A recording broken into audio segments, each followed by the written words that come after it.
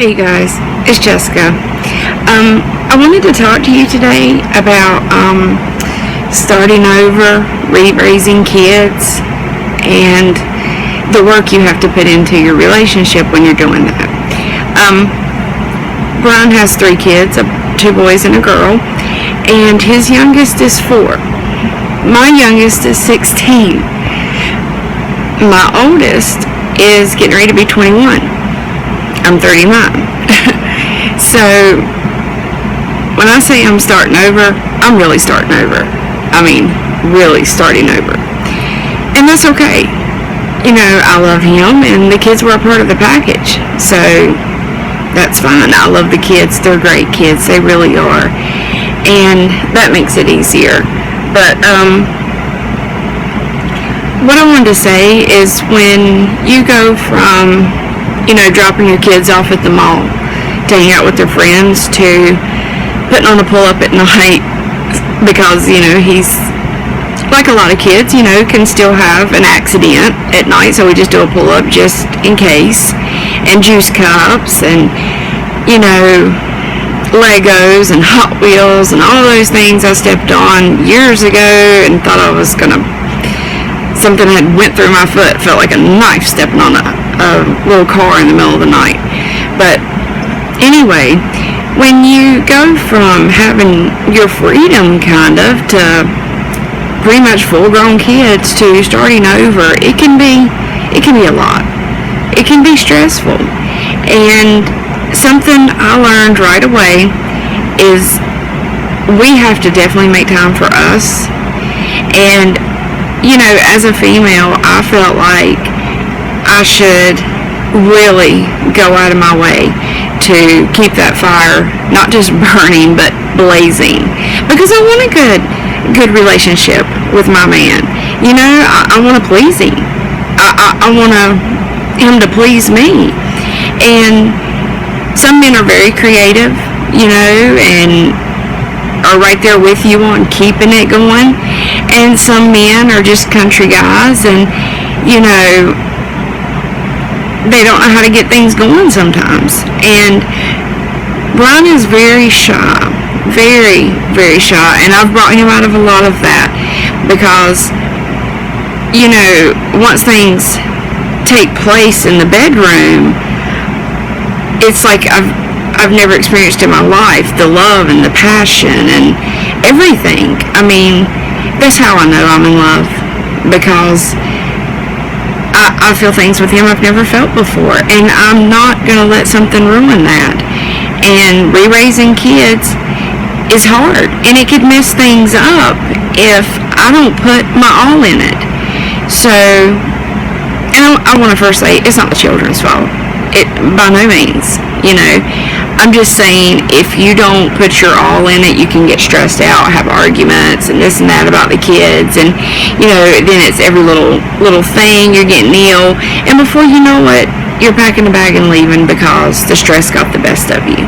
So if you're starting a new relationship with someone and they have children and you're starting over with raising kids, don't get discouraged, because keep in mind, you've done this, you know, been there, done that. Nothing they can do your kids didn't already do. They ain't gonna get over on anything because you've already been there and done that.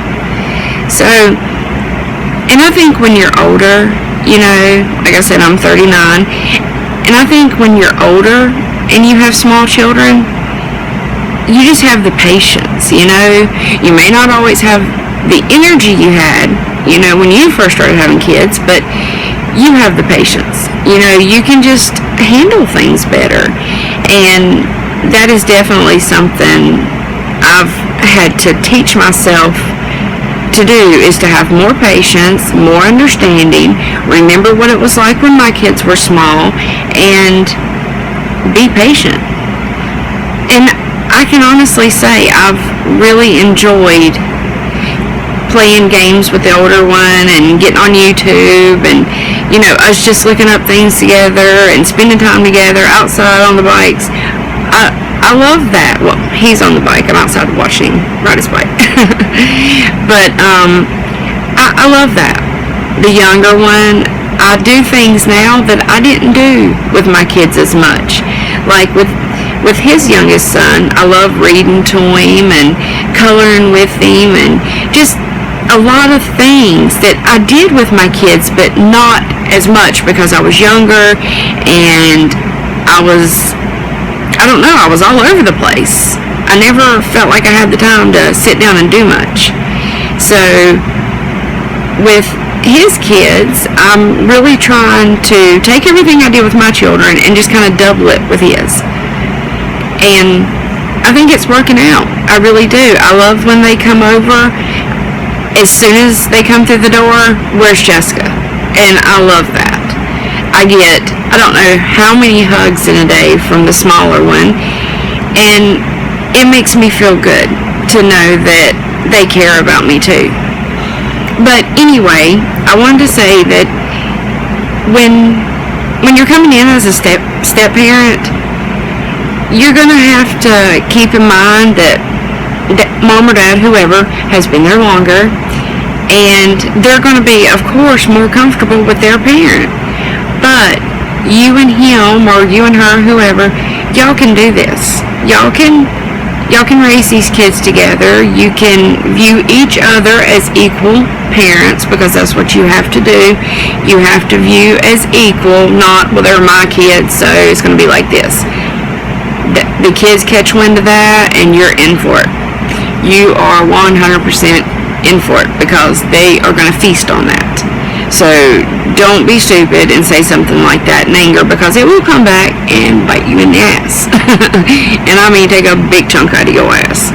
So don't do that. Raise them together as equals, and you will do so much better. You really will. If one says no, the other needs to back. If you don't agree, back each other. Talk about it in the bedroom where the kids aren't around, and be like, okay, I didn't agree with that, but I backed you in front of the kids. But for future reference, can we do it this way? How do you feel about this? How do you feel about that? Learn to talk. Don't get in that putting each other down and arguing over who's going to be the boss, because you can do it together. And don't forget your partner in all this. Don't forget to give them extra love and tell them you're proud of them, and oh, I can't believe you did that, that's so awesome. Brag on them, make them feel good.